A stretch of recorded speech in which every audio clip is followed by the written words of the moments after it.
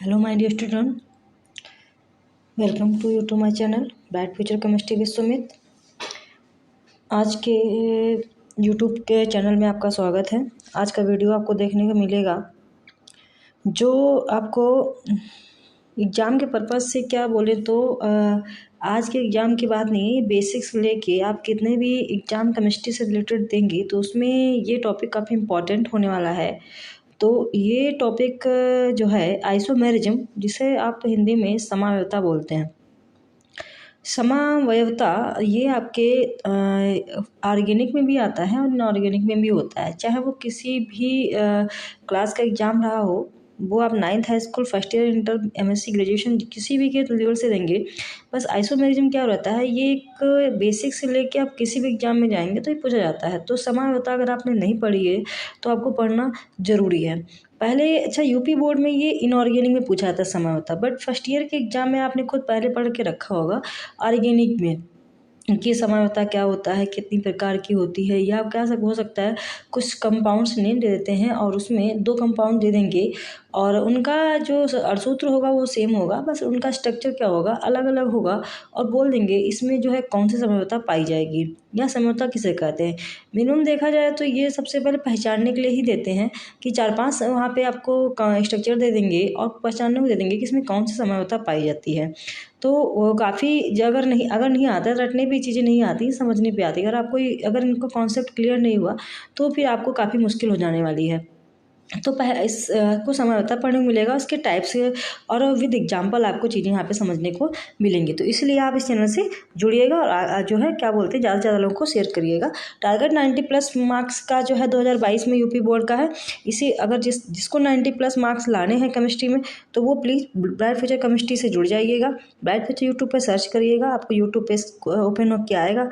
उसको ओपन होकर आएगा तो उस चैनल को क्या करना है, सब्सक्राइब कर लेना है। हाँ, अगर वीडियो पसंद आती है आपको तो लाइक कर देना है और अगर आपको लगता है कि वीडियो शेयर करने वाला है तो आप इसको जो है ज़्यादा से ज़्यादा लोगों को शेयर करिएगा, जिससे लोगों को हेल्प हो सके और अपने जो उनका एम है, जो उनका मोटो है, वो उनका पूरा हो सके। तो इसमें इन चैनल में आपको मिलता क्या है, जितने भी कम्पिटिटिव एग्जाम हैं चाहे और रहा अगर उसकी बात तो 9th high school, first year, UP board हो, CBSE बोर्ड है, NCERT के लिए NCERT हर जगह पूछी जाती है तो NCERT को बेस दे के बनाया जाता है। तो इसमें आपको क्या रहेगा, ये काफ़ी इंपॉर्टेंट है। तो इसलिए आप चैनल से क्या जाए जुड़ जाइएगा और लोगों से जो है शेयर करिएगा। समावयवता होती क्या है, समावयवता की अगर बात करूं तो नाम से समझ में आ रहा है। अगर समावयवता को मैं थोड़ा सा ब्रेक डाउन कर दूं तो समा को अलग कर दो, अवयव को अलग कर दो। मतलब समावयवता जो बना हुआ है 2 शब्दों से मिलकर बना हुआ है, समान अवयव। समान अवयव, अवयव मतलब जिससे वो मिलकर बना है। तो जिनसे मिलकर बना हुआ है उनकी संख्या जो होगी वो क्या होगी, समान होती है। अब आप इस क्वेश्चन से ही आप आंसर निकाल पा रहे होंगे कि आखिर समावयवता क्या है। कि कोई भी सूत्र अगर बना हुआ है, अणुसूत्र जिसे बोल सकते हो, कोई भी अणुसूत्र बना हुआ है तो उनके जो अवयव होंगे वो क्या होंगे, समान होंगे। अवयव यहाँ पे अगर बात करते हैं तो वहाँ पे केमिस्ट्री की लैंग्वेज में अगर यौगिक होते हैं तो यौगिक में अवयव की अगर बात करूँ तो वहाँ पे क्या होते, तत्व। किसी भी अवयव में बात करूं तो तत्व की जो संख्या होगी वो क्या होगी, समान होगी। तो मीन्स कह सकते हो किसी भी अणुसूत्र में उनके अणुओं की संख्या जो होती है या कह सकते हो उनके तत्वों की संख्या जो होती है वो समान होती है। फिर तो इसमें इसको पढ़ने क्यों जरूरी है, इसके आगे और भी चीज़ें हैं। अणुओं की संख्या तो समान होती है लेकिन उनकी जो संरचना होती है, जिस प्रकार वो व्यवस्थित होते हैं, जिस प्रकार आपको दिखेंगे वो संरचित होती हैं, वो क्या होगा, अलग अलग होगा। बस इसे ही समावयवता कहते हैं। ध्यान से समझिएगा, एकदम बेसिक कॉन्सेप्ट में कोई भी यौगिक अगर बना हुआ है तो उनका क्या होगा, तत्वों की संख्या समान होगी लेकिन उनकी जो संरचना होगी, जिस रूप में वो दिखेंगे, जो इनका अरेंजमेंट जो होगा, जिस प्रकार से रखे होंगे, हो सकता है जो आपका ऑक्सीजन है वो आपके इस कार्बन के साथ दूसरे नंबर पर रखा है, सेकंड स्ट्रक्चर में वही ऑक्सीजन आपका 4 नंबर में पहुंच जाए। मतलब उसका जो अरेंजमेंट होगा वो चेंज होगा। बस ऐसे ही कंपाउंड को हम समावयवी या आइसोमर कहते हैं तथा जो ये आपकी फिनोमिना होती है या इस प्रॉपर्टी होती है, इसे ही हम समावयवता कहते हैं। मीन्स ऐसे यौगिक जिनके अणुसूत्र समान लेकिन उनकी संरचना क्या होगी, अरेंजमेंट क्या होगा, डिफरेंट होगा। तो ऐसी प्रॉपर्टी को और इनकी अगर अरेंजमेंट डिफरेंट है तो उनकी प्रॉपर्टी भी जो होगी, प्रॉपर्टी चाहे वो केमिकल रही हो चाहे फिजिकल रही हो, इन दोनों की फिजिकल एंड केमिकल प्रॉपर्टी क्या होगी, चेंज होती है।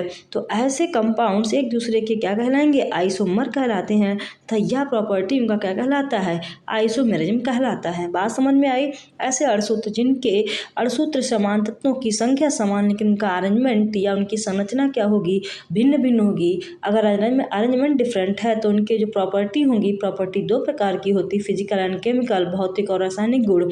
तो भौतिक और रासायनिक गुण क्या हो जाएंगे, डिफरेंट हो जाएंगे। तो ऐसे कंपाउंड्स को हम क्या कहेंगे, आइसोमर कहेंगे। तो ऐसी प्रॉपर्टी को हम क्या कहेंगे, आइसोमेरिज्म कहेंगे। समझ में आया। अब आगे बढ़ते हैं। समावता। समावता आपकी देखी जाए तो क्लासिफिकेशन अगर करते हैं तो 2 टाइप का होता है। एक तो आपका स्ट्रक्चरल होता है, दूसरा क्या होता है, स्टीरियो होता है। तो पूछता है कि आप जब क्लासिफाइड करेंगे तो समावता 2 प्रकार की होगी, एक संरचना समावता, दूसरी होगी त्रिविम समावता।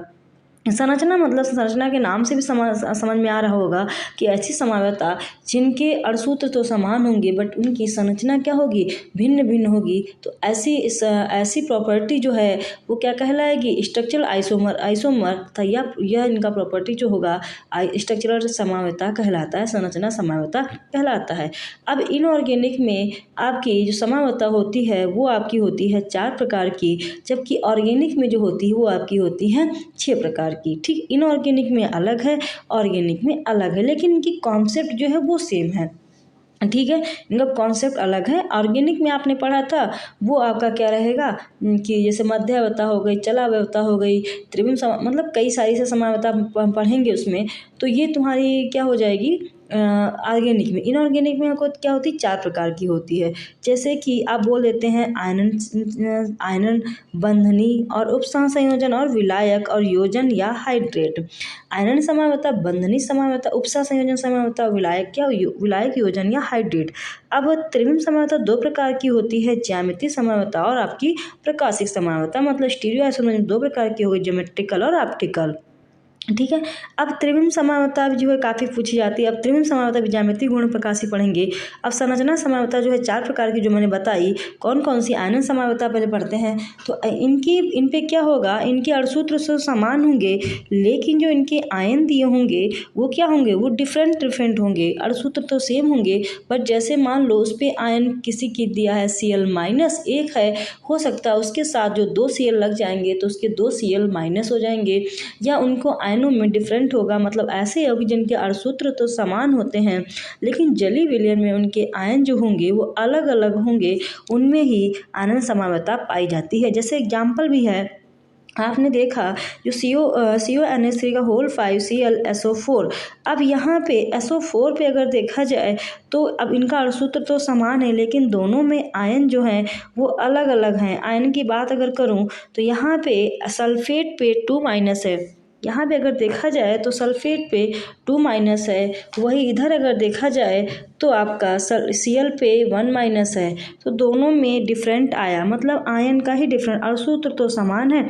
अगर मैं बात करूँ तो यहाँ पे SO4 में कोई चार्ज नहीं दिया गया है। पहले वाले एग्जाम्पल में आप देख पा रहे होंगे CONH3 का होल 5Cl SO4 पे कोई चार्ज नहीं दिया गया है, जबकि वही आगे मैं बात करती हूँ CONH3 का होल 5Cl 2+, तो मतलब प्लस SO4 2-, मतलब यहाँ पे जो आयन में जो डिफरेंट दिया गया, यहाँ पे SO4 2-, वहाँ पे SO4 कोई भी माइनस का चार्ज नहीं दिया गया है।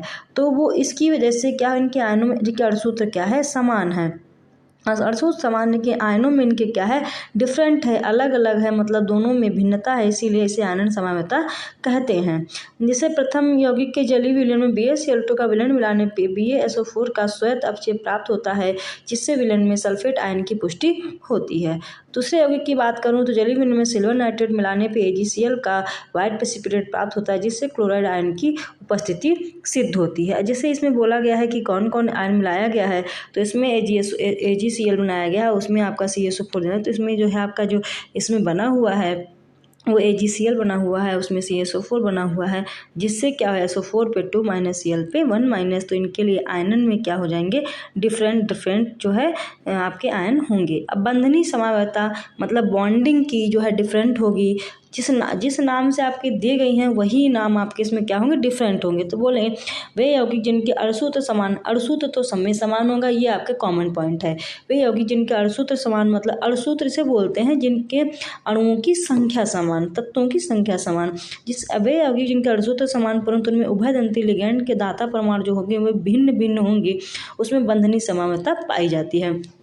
मतलब जो बॉन्डिंग होगी आपस में, जो डोनेट वाले लिगैंड्स जो होंगे वो क्या होंगे, आपके अलग अलग होंगे, उन्हें ही आप क्या बोलते हैं, बंधनी समावयवता बोलते हैं। जैसे एग्जांपल में आप यहाँ पे देखेंगे कि आप एग्जांपल में बोले, इन्होंने बोला कि आपके जो लिगैंड्स होंगे वो कैसे होंगे, डिफरेंट होंगे।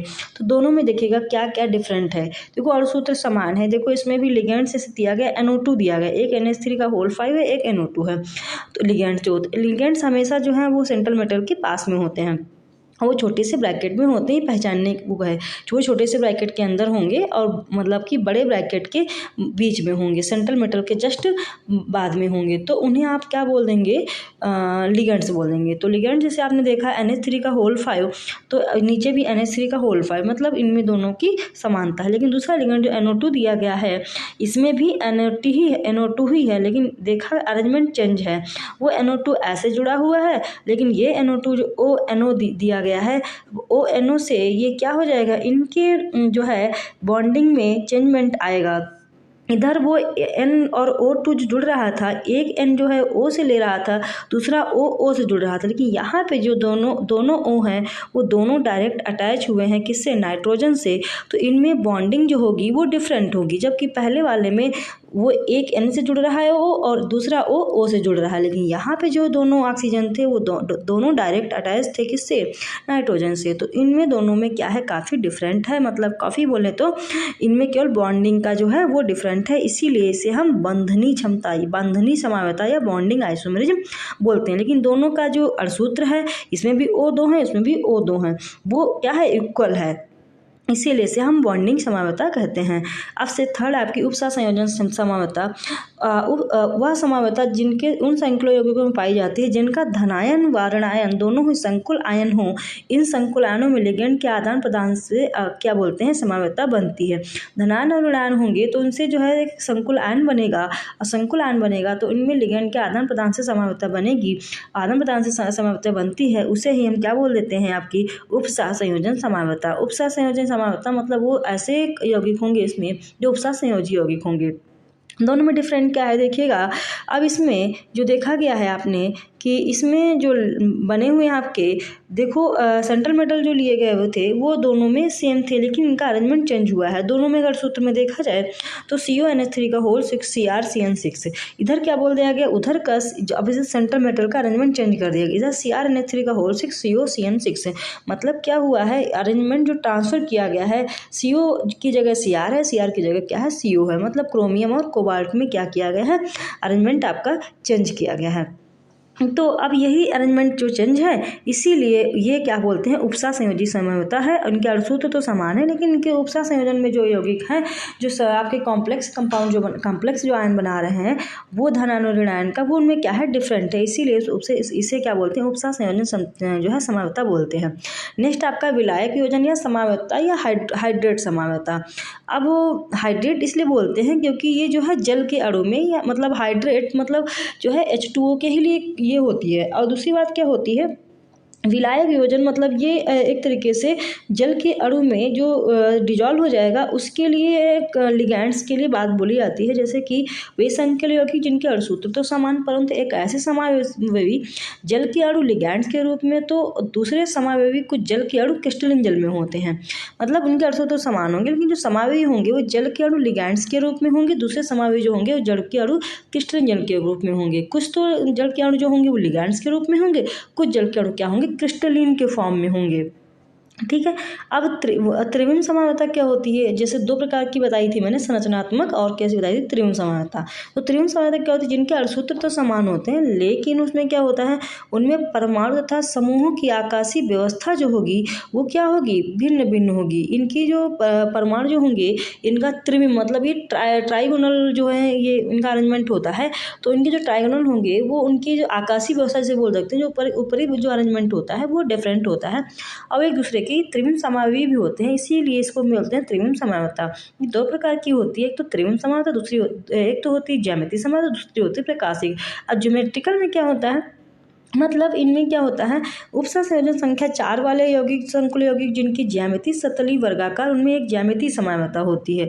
ठीक है। अब इसमें जो है ज्यामितीय वर्गाकार जो होता है, जिसमें आपने देख पा रहे प्लेटिनम जो है NH3 का होल ट्वाइस Cl और Br, मतलब जो इसमें आपने कैटायन जो यूज किया हुआ है वो क्या है आपका अलग है। ठीक है। अब इसमें जो है इसने क्या अब इसमें जो बोला था, जो इनका अरेंजमेंट जो हम करेंगे, एक के साथ Cl है, दूसरे साथ में क्या दिया Cl और Br है, तो कैटायन यूज करेंगे वो क्या होगा, अलग अलग होगा। इसीलिए इसे हम बोल देते हैं क्या, ज्यामितीय समानता। जो भी वर्गाकार के रूप में होंगे वो क्या होंगे, डिफरेंट होंगे। प्रकाशीय समानता क्या होती है, वे यौगिक जो समतल ध्रुवित प्रकाश के तल को किसी विशेष क्या बोलते हैं दिशा में घुमा देते हैं, इसे ध्रुवण गुणक यौगिक भी कहते हैं। मतलब कि जो इनका अरेंजमेंट जो होगा वो हम लेफ्ट साइड से देखेंगे, राइट साइड से देखेंगे, तो इनका रोटेशन जो होगा वो चेंज होगा। दोनों का जो अणु होंगे, और ये कायरल कार्बन के लिए भी होते हैं, तो मतलब जैसे कार्बन के साथ 4 अणु जुड़े हुए हैं तो राइट साइड और लेफ्ट साइड में जो होंगे उनका अरेंजमेंट चेंज होगा, बाकी जो अपर और लोअर साइड में होंगे उनका अरेंजमेंट सेम होगा। तो अब इन्हें ही हम बोल देते हैं प्रकाशीय समानता के अंतर्गत आते हैं। इसलिए रोटेशन वाले ने जो है क्या बोलते हैं, कंपाउंड्स बोल देते हैं। ये दो प्रकार के होते हैं, जैसे वह यौगिक जो समतल ध्रुवित प्रकाश के तल को दाईं ओर घुमाता है उसे दक्षिण ध्रुव बोलते हैं, या D+ भी बोल दिया जाता है। मतलब जो डेस्ट्रो रोटेटर होंगे, D का मतलब डेस्ट्रो रोटेटर होंगे, मतलब जो राइट साइड घुमाएंगे उन्हें हम बोल देंगे D+, और जो आपके जो है लेफ्ट साइड घुमाएंगे उन्हें बोल देंगे हम D-, मतलब सॉरी L-। ठीक है, या L नेगेटिव दिखा देते हैं। यदि वह पदार्थ समतल ध्रुवित प्रकाश के तल को बाईं ओर घुमाता है तो इसे वाम ध्रुवक पदार्थ करते हैं, या तो L- बोलते हैं। ठीक है। मतलब दूसरी बात क्या होती, जो उसको जो है क्या बोलते हैं अपोजिट साइड दिखाएंगे तो उसको हम क्या बोलते हैं L-, अगर D साइड दिखाता है तो उसे हम क्या बोलेंगे D-। ठीक है। अब इसके लिए शर्तें क्या हैं, एक तो पहली बात तो जो ये जो कंपाउंड जो होने चाहिए वो असिमेट्रिकल होने चाहिए, असममित होने चाहिए। ठीक है। दूसरी बात क्या है, इनके अणु जो होंगे अपने दर्पण पर प्रतिबिंब पर अध्यारोपित नहीं होने चाहिए। ऐसे अणुओं में कारण अणु कहलाते हैं। मतलब मैंने बोला था कार्बन के साथ 4 अणु जुड़ते हैं, अब चारों के जो कार्बन के साथ 4 अणु जुड़ेंगे वो कैसे होने चाहिए, अलग अलग होने चाहिए, एक जैसे नहीं होने चाहिए, असममित होने चाहिए, असिमेट्रिकल होने चाहिए। उन्हें ही कार्बन बोलते हैं। कार्बन कार्बन किसे कहते हैं, तो बोलोगे कार्बन के साथ चारों जुड़ने वाले जो अणु होंगे, जो तत्व होंगे वो कैसे होंगे, अलग अलग होंगे, बस उसे ही हम बोलेंगे कायरल कार्बन। ऐसे यौगिक को असममित यौगिक भी कहते हैं। ठीक है, ये बात समझ में आई। अब चारों जुड़ने के साथ में आप जो है जैसे बोल सकते हो कि एग्जाम्पल में कोई बताइए, जैसे एक कार्बन के साथ किसी को आपने एक कार्बन के साथ में लेफ्ट साइड में आपने H जोड़ दिया, राइट साइड में आपने CH3 जोड़ दिया, और आपने अपर साइड में OH जोड़ दिया, और नीचे साइड में आपने जोड़ दिया क्या, NH2 जोड़ दिया। अब ये कार्बन के साथ में जो चारों कंपाउंड जुड़े हुए हो कैसे कैसे हैं, डिफरेंट है। तो बस अब ये जुड़े किससे हैं, कार्बन से जुड़े हुए हैं, इसीलिए हम इसे बोल देते हैं कायरल कार्बन। और ये यौगिक जो कहलाएगा उसे क्या बोलेंगे हम, असममित यौगिक। ये इनकी जो शर्तें थीं जो प्रकाशित समानता की, इसमें जो बताया गया, तो आप ये बात जो है अच्छी तरीके से समझ गए होंगे। इसके एग्जाम्पल इसलिए मैंने बताया है कि आप ये समझ जाएं, और क्या बोलते हैं कॉन्सेप्ट अगर आपका क्लियर होगा तो वहाँ पे पूछते हैं कि इन चारों यौगिकों में कौन सी समानता पाई जाती है।